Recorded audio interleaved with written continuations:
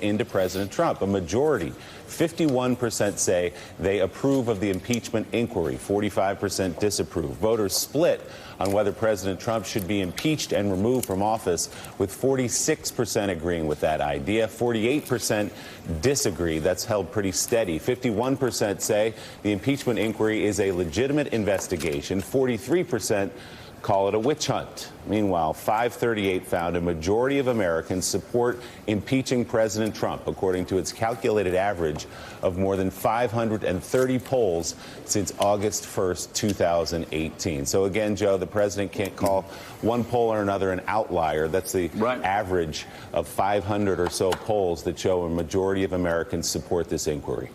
Well, and you know, Ed, it wasn't so long ago, maybe 3 weeks ago, that the president said he was going to get worried if those numbers ever got over 50%. All of the fear and loathing, all of the weeping and the gnashing of teeth of Democrats on whether they should start an impeachment inquiry, I think it's gone away. And it's gone away because look at these poll numbers. They're overwhelmingly supportive of an inquiry. And this is where the analogies with the Clinton impeachment break down. Right. Because these polls have been so dramatic and so pronounced and so constant in the last 3 weeks. I think really this morning, for the first time, I was thinking about this. There is a material chance that Trump is going to be removed, 1 in 3, 1 in 4, whatever it might be. Yeah. That this is moving so quickly that he's being caught out by himself more than anything else.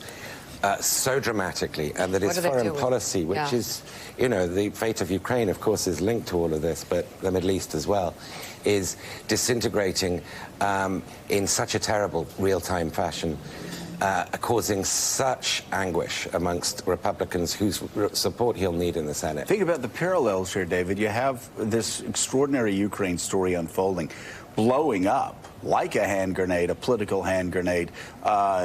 Everybody, you know, and it's going to be damaging everybody around the president of the United States. At the same time, there's a foreign policy disaster, the likes of which we probably haven't seen since Iraq. I mean, I'd have to go back to 2006. You know, when the sectarian violence really exploded. To think of a time when the United States was in the middle of something so damaging on the international stage as what we're going through right now.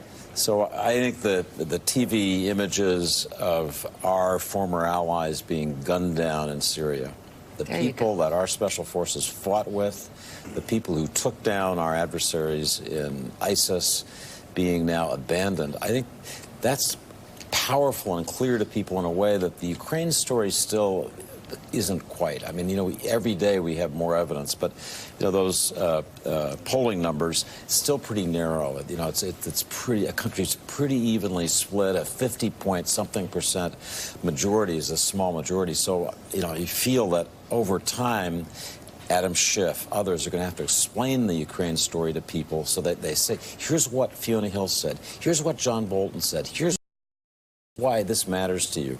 But in terms of Syria, people can see our policy is collapsing. Russia, Iran, and Syria are winning. They can see it with, you know, with eyes of the reporters on the scene, like Keir Simmons. We'll go live right now to Keir, who's on the border between Turkey and Syria. Keir, there are claims